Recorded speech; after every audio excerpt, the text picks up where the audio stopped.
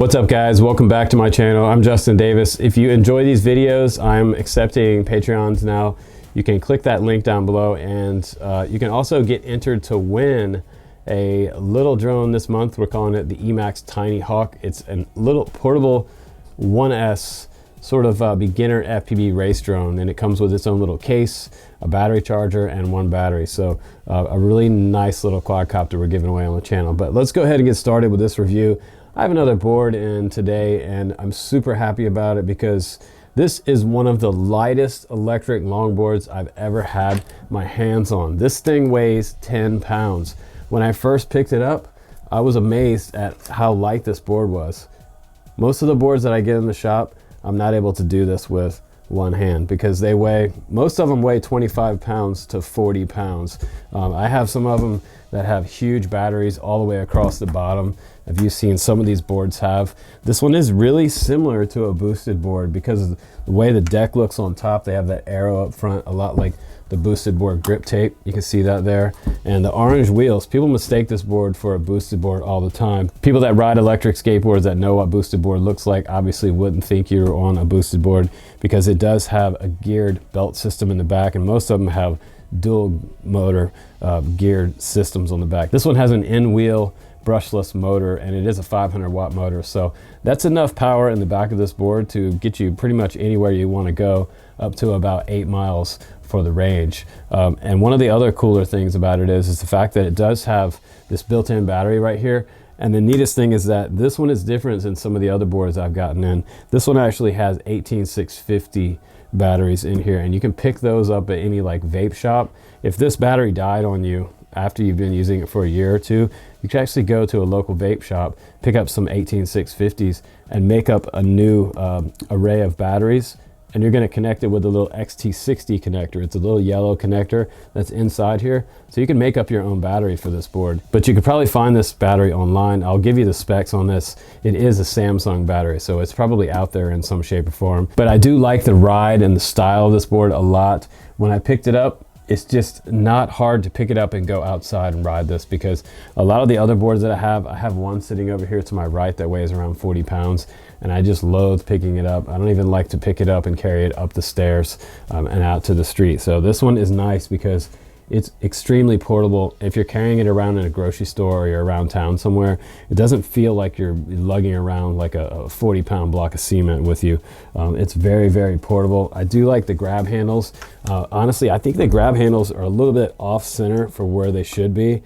It feels like every time I pick it up, it's kind of hanging to one side or the other as far as the center of gravity goes. But the ride and the feel of the board is very, very smooth. The wheels on the pavement were extremely nice, even on some of the rougher pavement. And I think that's a lot to do with the softness that they've chosen for the wheel, and the fact that they did put rubber dampeners in between the trucks and the board. A lot of these Chinese manufacturers, when they send me an electric skateboard for review, I kind of cringe when I see a board that doesn't have any type of rubber riser underneath the trucks, because it's just solid impact from the concrete straight to your feet, and that's really bad if they don't have any risers on the board. I got one in the other day that actually had 2 risers, and it was a super smooth ride. So if you wanted to upgrade the suspension, so to speak, on this board, you could add another riser there, and it would be even smoother on the concrete. The bolts are actually long enough to accommodate maybe like one more riser on this board. It also comes with some extra accessories in the box, like a battery charger and a skate tool. So let's go ahead and charge up this battery. It takes about 2 hours to charge it up and get a full charge on it. It also takes about 30 minutes to charge up your remote that comes along with it. It does have sort of a little leash you can put around your wrist as well, in case you happen to drop this when you're riding. It's probably not a good idea. But if the board becomes disconnected to the transmitter, it'll actually fail safe. So the board will stop working and it'll come to a stop. You'll just come to a rolling stop. It also has reverse, forward and back on here, which is kind of crazy. We don't really need reverse. And it also has something I've never seen on a skateboard before, which is auto cruise. It has cruise control, so you can get into a comfortable speed and hit the cruise control button right in the middle of this transmitter and just get locked into one speed. And that's nice if you're out in an open road somewhere where there's not a lot of traffic and there's no bikes and people on in the way while you're riding it. It also has a code button on here for binding up in case you lose any type of bind to the board. The on-off button here and a USB port for charging this guy. But like I said, this takes about 30 minutes to get it charged up. It also has a low and a high speed on here. But let me go ahead and, enough talking about this board. I really like it a lot. So let me go ahead and take you out to the street. We'll do a little bit of riding with a friend of mine. And after that, we'll come back into the studio.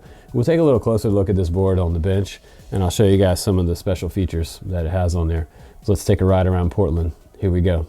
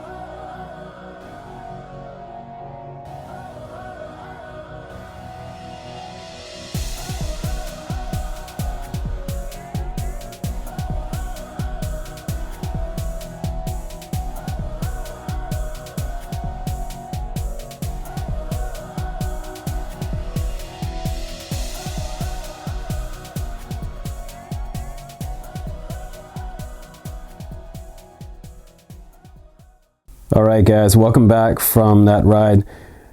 That was a lot of fun riding this board with my friend. My friend was actually on the Pomelo P5. I don't know if you guys have seen that review on my channel, but I did review that one. That one is more of like the big guy's electric longboard. And this one would be mainly for the medium-sized rider. You know, like I said, 150, max of 200 pounds. But I really like the way this deck looks. Now, there is kind of, if I can get picky about this deck, there is one issue about the shape of this deck versus some of the other ones. I have a bunch of decks in my shop from different longboard manufacturers, and this one is fine in the back. So you see how this is designed right here? It's really long and narrow right there. It won't allow for any wheel bite on the back. Now, the problem was that when I got this board, they had it so loose from the factory that I got wheel bite up at the front, and it's partially because of the way it's designed in the front. It's not cut out enough right here. As you can see, it kind of comes in a little bit close to the wheel. And when I did a tight turn, the first day that I got this charged up, I was so excited because it felt really surfy under my feet and really lightweight. Kind of felt like I was actually on a regular skateboard without power. And so I was carving around and I got wheel bite right here, and I just went over right on my face. I landed on my arm on the street, but I've been skating most of my life and I kind of know how to kind of fall and roll. But anybody else that's not ready for that, you can go down super hard. So something to be really careful about. If you get this board, make sure that you tighten up the kingpin on the front truck especially, and on the rear. And the kingpin is right here. You're going to tighten up this bolt right here with your skate key.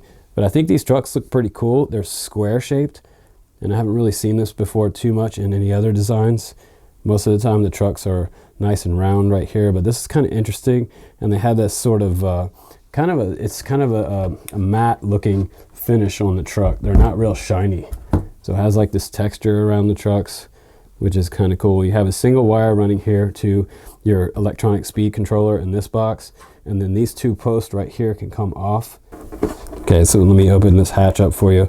And this battery is quite a bit smaller than some of the other batteries out there. Now I've got the battery pack out for you guys to check out. Now just zoom in on the specs a little bit. This is a lithium ion battery, so that's one of the reasons why it has a little more punch than some of the other skateboard batteries out there. But a lot of them use lithium ion now, and this model is LG18650 here. On their website it actually says Samsung 18650. Maybe they have two different versions of this battery pack out, but if you're looking for it, this is going to be the one that you want to look for as a replacement. But it's also 2200 milliamps, so I think you could double up this size right here, and you might even be able to make a new case for it if you had a 3D printer, which would be super awesome, because you could double the range with this battery. Because really, if you want to get DIY with this, it's super simple in here. You have this wire right here. You're going to splice it up with this power cable right here, because this is actually running over to your charge lead.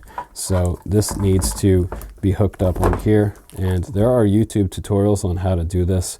Make sure you do that right, or you'll set a fire in your house. Lithium ion batteries are no joke. If you're a DIY guy, you could just head down to the vape shop or order some off Amazon and make up your own battery pack. But now the battery's back in there, and they do say that this board has a waterproof rating.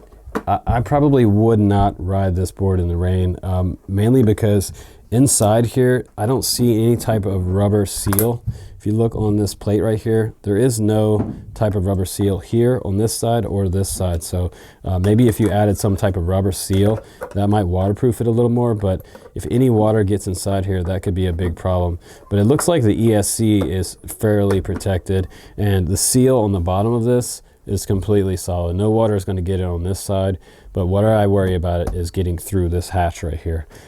So take a chance if you decide to ride it in the water. I personally probably wouldn't if I were you, but once you have everything back on here, all you have to do is press the power button and turn on your transmitter, and you're pretty much ready to ride. And the power button is right here. Just turns on just like that. So now you're looking at the back truck right here, and this is one of the reasons why this board rides so well, is because they do have a rubber riser under here. Some of the other manufacturers didn't use any type of riser, and that makes the board ride terrible. All the shock is going straight to your feet from the concrete if there's no rubber riser. I just got a board the other day that had two of these on there. So if you wanted to upgrade, they have a little bit of extra space here with the bolts that are going through. You could probably accommodate like one more riser if you wanted to have just a little smoother ride on this board. But right now, the way it sits, it rides really good. Now you're looking at the transmitter from the side, and this one does have a 1S 450 milliamp battery inside here. Right now it's looking for the board, and you want to take note of this. See how it turned off just then? If you don't have the board powered up first, this will come on, it'll look for the board and then turn itself off. What I thought happened was this transmitter was bad. Maybe the 1S battery inside was bad. So I actually took this apart, and when I put it back together, the little sort of thumb buttons that were right here didn't go back on correctly, and they were pushing on my buttons down below there. So one thing to think about, if you decide to take this apart, it's going to be really hard to get those buttons back on without them pressing on the little tiny buttons that are embedded on the PCB down below. So you do have forward back right there, the auto cruise, and the code button, which is essentially your bind button. You have your high and low right here, your USB charging port for charging up that 1S 450 milliamp battery, your on-off button right there. But let's go ahead and turn on the board first. Once the board's powered up, then you can turn this on. And I thought it was a dead battery, but you see there now it's bound up. It's blinking blue, it's making a contact. Now this is the accessory box that came along with it, and I wrote what it is on here because later on I need to know where the specific skateboard accessories went for each specific board that I have, because I actually have a lot of electric skateboards. So this is the user manual that comes along with it, which is cool. They do give you a little bit of information in here about charging, about riding it, some information and specs on the motor and the battery. It's just telling you that it's that 500 watt motor. Charge time says 80 minutes, and the cycle of charging times, it says for this battery, is 800 times. So that's a lot of charges for this particular battery that's on this board. So you should be totally fine with the battery. And it also has a maple ply deck. I believe it's like I want to say it's like a 7-ply deck, which is fairly standard out there. And it is 2.4 gigahertz on the wireless setup, so this is going to be a pretty solid connection. Like I said before, if this becomes disconnected or the battery dies on this, you're not going to keep going full speed. The board's going to fail safe and it's going to come to a stop. Now, it also has some other stuff in here, like the charger itself, and I wrote the name on there because I always get these confused with each other. It does have a very general type of connector on the end right here that just plugs into the bottom of the board, and then this side plugs into the wall. This happens to be the EU version, but if you get this one and you're in the US, just hop on Amazon and grab a converter. Those are like $5, and you can plug this in and charge it up. You also get one skate tool, which is awesome. I like the blue on this one. You get a warning about scalding yourself after you ride this board for a long time. The back motor in the truck will actually get hot, so be careful when you go to grab that back truck. It could be super hot when you get off the board, especially on the warmer days, not so much in the winter. You also get one little USB cord, and it has Android style plug on this side for plugging into your charge port right here on your transmitter. So like I said, this one charges up in about 30 minutes time. So that's the accessories that come along with it. So I was also looking back on the website, and I did notice that they say here that this battery that's inside here does charge in about 60 minutes time. So I was estimating that it charged in around 2 hours, but they're saying that it charges in an hour, which is awesome. So if you ride across town or go somewhere, the fact that it does have a shorter range might be okay, because the battery is a lot smaller than some of the other boards. So that just means it's going to charge up a lot quicker than your much larger boosted style boards. So that's about it for the review on the MAX FIND Longboard, but hopefully you enjoyed the ride. You enjoyed the little talk that I had when we come back in the shop, and I could tell you guys some things about this board. An honest to goodness pros and cons review about the MAX FIND Electric Longboard. It's not the greatest board in the world, but it does have a lot of options, and if you wanted to upgrade it with the battery pack, you could probably do that if you're a DIY guy. But for the value, for under $300, I'll try to put a coupon down below for you guys to get a little bit more of a discount on this one. I would like it to be dual in the back, but then again, it makes it a lot lighter if it's not. So I think that's the biggest advantage of this one, is portability. So I'm going to stick with that for this board. And this one's become my everyday board because it's so easy to pick up and just take out and ride. I really like it a lot. And if you wanted to buy this board just for the electronic setup and you wanted to switch it to a different deck, you could actually take this battery pack off, these trucks off. You don't have any wires running to the front right here, to the front truck, like a lot of them do. So you actually could put this whole entire setup on a different deck. So if you wanted to put it on something like a Sector 9 longboard, you could absolutely do that with this board, which would be super cool. Because some of the power packs out there, they're in excess of like $600 to just get the power system on a board. So this one being under $300 with the deck, an electronic remote and charger and accessories, it's actually a pretty decent deal for what you get, especially if you wanted to move this one over to a different deck. But I kind of like the deck the way it is, and I'm going to continue to ride it just like that. But thanks again for watching my review, guys. I'm Justin Davis. Please do subscribe on the channel, and I'll bring you more electric skateboard reviews. We'll do some more skating together. Take care and have a great week, guys. Peace out. Bye-bye.